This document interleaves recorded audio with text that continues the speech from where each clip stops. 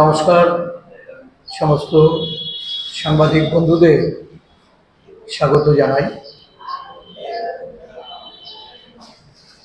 অনেকদিন বাদে আবার আপনাদের আমন্ত্রণ জানিয়ে আপনাদের কতগুলি গুরুত্বপূর্ণ বিষয় তুলে ধরার জন্য এই সাংবাদিক সম্মেলন আহ্বান করেছি। আমাদের রাজ্যে বর্তমান যে সরকার এবং শাসক দল পুরোপুরি দুর্নীতিতে নিমজ্জিত। একটা সরকারের মন্ত্রী বিধায়ক থেকে শুরু করে এই শাসক দলের সর্বস্তরে দুর্নীতি রন্ধ্রে রন্ধ্রে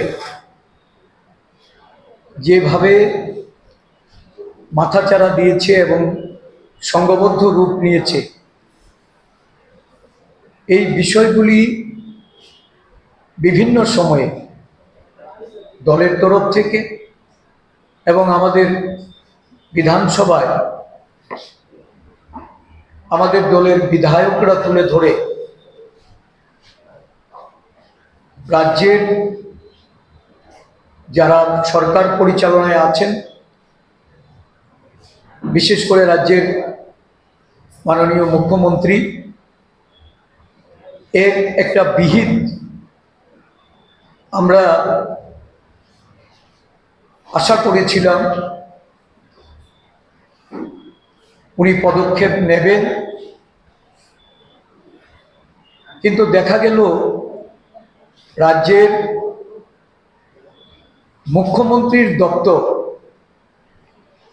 রাজস্ব দপ্তর, স্বাস্থ্য দপ্তর,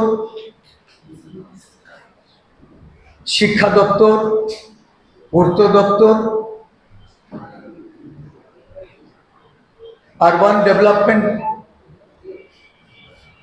সহ বিভিন্ন দপ্তরে বিভিন্ন সময়ে এই দুর্নীতির তথ্য উঠে এসেছে এবং এই দুর্নীতিগুলি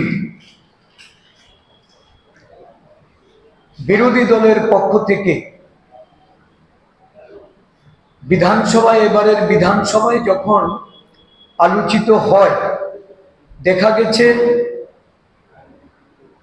আলোচনা করার ক্ষেত্রে তাদেরকে নানাভাবে বাধা প্রদান করা হয়েছে, আলোচ্যসূচি সংক্ষিপ্ত করে দেওয়া হয়েছে। বিশেষ করে রাজস্ব দপ্তরের দুর্নীতি নিয়ে যখন আমাদের বিধায়ক সুদীপ বাবু উত্থাপন করেন, এই বিষয়ে ওনাকে কথা বলতে স্পিকার থেকে শুরু করে ট্রেজারি বেঞ্চের সদস্যরা তারা নানাভাবে বাধা দিয়ে এটাকে প্রতিহত করেছে। পরবর্তী সময়ে সুদীপবাবু সাংবাদিক সম্মেলন করে এই বিষয়টা তুলে ধরেছেন। এই বিষয়টা এটা মুখ্যমন্ত্রীর দপ্তর, রাজস্ব দপ্তর, এই দপ্তরে বিশালগড় যেটা সিপাহী জেলার অন্তর্ভুক্ত, এই জেলার কিছু বিষয় নিয়ে 2023 সালে 12ই অক্টোবর প্রদেশ কংগ্রেসের পক্ষ থেকে আমরা একটা দুর্নীতির তথ্য সাংবাদিকদের মাধ্যমে জনগণের কাছে পৌঁছে দেওয়ার জন্য আমরা তুলে ধরেছিলাম এবং সেই তথ্যে তৎকালীন সিপাহী জেলার যিনি জেলা শাসক ছিলেন, ওনার লিখিত যে অভিযোগ, সেই অভিযোগ সচিবালয়ের রাজস্বের দপ্তরের যিনি উপসচিব, ওনার নিকট প্রেরণ করে কিছু ব্যবস্থা গ্রহণ করার জন্য উনি সেখানে ওনার পরামর্শ রেখেছিলেন। দেখা গেছে দীর্ঘ সময় অতিবাহিত হয়েছে। এই সিপাহী জেলার ঘটনাটা এটা ছিল একটা জমি কেলেঙ্কারি, জমি হস্তান্তরে এবং নাম পরিবর্তন করে একের জমি অন্যের নামে সেটাকে বণ্টন করা একটা বড় ধরনের সেখানে দুর্নীতি, এবং এই দুর্নীতির বিভিন্ন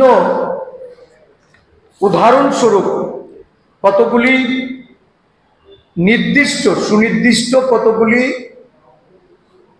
অভিযোগ তুলে দিয়ে তার বিহিতের জন্য জেলা শাসক, যিনি এই জমির বিনিময় মূল্য 500 থেকে 600 কোটি টাকা শুধু একটা জেলার ক্ষেত্রে উনি নির্ধারণ করে এই অভিযোগটি উনি রাজস্ব মন্ত্রকে পাঠিয়েছিলেন, এবং সেখানে খতিয়ান নাম্বার উল্লেখ করে এটা তৎকালীন জেলা শাসক বিশাল কুমার উনি এফআইআর দায়ের করে কিছু আধিকারিকের বিরুদ্ধে ব্যবস্থা গ্রহণের জন্য উনি জানিয়েছিলেন। মুখ্যমন্ত্রীর দপ্তর, রাজস্ব দপ্তর, মুখ্যমন্ত্রীর দপ্তর কোনো পদক্ষেপ গ্রহণ করেননি। এই ধরনের ঘটনা সাবরুম মহকুমা, আমাদের সদর এই জেলা, আমাদের রাজ্যের সবকটি জেলায় মাননীয় বিধায়ক বিধানসভায় বলার চেষ্টা করেছেন এটা ন্যূনতম 10,000 কোটি টাকার একটা দুর্নীতি এখানে ঘটেছে। সঠিক অঙ্ক নিরূপণ করলে এটা আরো বেশিও হতে পারে। এত বড় দুর্নীতির ঘটনা যা বিধানসভা থেকে শুরু করে তার দপ্তরে, মুখ্যমন্ত্রীর দপ্তরে এটা চাপা দেওয়ার একটা প্রচেষ্টা। আমরা জানতে চাই মাননীয় মুখ্যমন্ত্রী এই বিষয়টা নিয়ে কেন এত সময় বিলম্বিত হওয়ার পরেও কোনো উপযুক্ত পদক্ষেপ গ্রহণ করেননি? কেন মাননীয় মুখ্যমন্ত্রী যারা এর সঙ্গে জড়িত তাদের বিরুদ্ধে ব্যবস্থা গ্রহণ না করে কোনো ক্ষেত্রে পদোন্নতি দিয়ে বা জেলা শাসক যিনি এই ঘটনা বিস্তৃতভাবে মুখ্যমন্ত্রীর দপ্তরকে অবহিত করলেন তাকে সেখান থেকে তড়িঘড়ি বদলি করে সরিয়ে দিয়ে এই বিষয়টাকে চেপে যাওয়ার চেষ্টা করেছেন, এটা মুখ্যমন্ত্রীকে বলতে হবে। আমরা জানতে চাই আমাদের বিধায়করা বিধানসভায় এটা নিয়ে আলোচনা করতে পারেননি, কিন্তু পরবর্তী সময়ে তার পূর্ণাঙ্গ তদন্তের জন্য এই ধরনের ঘটনা, এত বড় একটা আর্থিক দুর্নীতি, আমাদের রাজ্যে দুর্নীতি একের পর এক সংগঠিত হচ্ছে। কেন্দ্রীয় বিশ্ববিদ্যালয়ের চাকরি সংক্রান্ত দুর্নীতি, ত্রিপুরা মেডিকেল কলেজে আর্থিক লেনদেনের মাধ্যমে পরীক্ষায় পাশ করে দেওয়ার দুর্নীতি, পূর্ত দপ্তর, জল জীবন মিশন, রাজ্যের বিভিন্ন জায়গায় এই মিশন মোডে কাজে একটা বিরাট পরিমাণ অর্থের দুর্নীতি হয়েছে। আমাদের কাছে স্পেসিফিক কিছু ধর্মনগর, পানিসাগর, বিভিন্ন ব্লকের দুর্নীতির তথ্য উঠে এসেছে। আপনারাও বিভিন্ন জায়গায় এই তথ্য সংগ্রহ করে আপনারা এর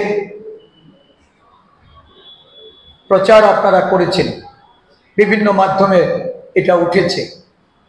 আমরা জানতে চাই এই ধরনের দুর্নীতি যখন একের পর এক সংগঠিত হচ্ছে, এত বড় একটা দুর্নীতি ঘটার সত্ত্বেও আমাদের রাজ্যে হাইকোর্ট আছে, ভারতবর্ষের বিভিন্ন রাজ্যে আমরা দেখছি এই ধরনের কেলেঙ্কারিতে হাইকোর্ট সোমোটো সেখানে মামলা রেজিস্টার করতে পারে, তারা রাজ্য সরকারকে নির্দেশ প্রদান করতে পারে তদন্তের জন্য।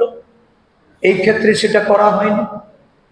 এই রাজ্যে লোকায়ুক্ত আছে, একটা সাদা হাতি পোষা হচ্ছে, কিন্তু এই লোকায়ুক্তের মাধ্যমে এই দুর্নীতির কোনো ধরনের তদন্ত হয়নি বা তদন্ত করার জন্য কোনো পদক্ষেপ নেওয়া হয়নি। তাই আমরা আজকে মুখ্যমন্ত্রীর প্রতি আমাদের দাবি, অবিলম্বে এত বড় জমি ঘোটালা, একটা ল্যান্ড স্ক্যাম আমরা দেখেছি বিভিন্ন রাজ্যে রাজ্যে, এই ধরনের ল্যান্ড স্ক্যামই হোক বা অন্য কোনো দপ্তরের দুর্নীতিতে সিবিআই সেখানে হস্তক্ষেপ করে। সেখানকার রাজ্য সরকার তাদের স্বচ্ছতা বজায় রাখতে, যিনি স্বচ্ছতার কথা কথায় কথায় বলেন, যিনি দুর্নীতির বিরুদ্ধে জিরো টলারেন্সের কথা বলেন, যিনি সুশাসনের কথা বলেন, আজকে আমরা জানতে চাইব যে এই ঘটনা যখন বিরোধী দলের পক্ষ থেকে আমরা তুলে ধরলাম, বিধানসভায় আমাদের বিধায়করা এটা নিয়ে আলোচনা করতে চেয়ে বাধাপ্রাপ্ত হয়ে তারা সাংবাদিক সম্মেলন করে সেটা তুলে ধরেছেন। কোথায়, কেন আজকে রাজস্ব দপ্তরের মাননীয় মন্ত্রী, রাজ্যের মুখ্যমন্ত্রী কোনো পদক্ষেপ গ্রহণ করলেন না?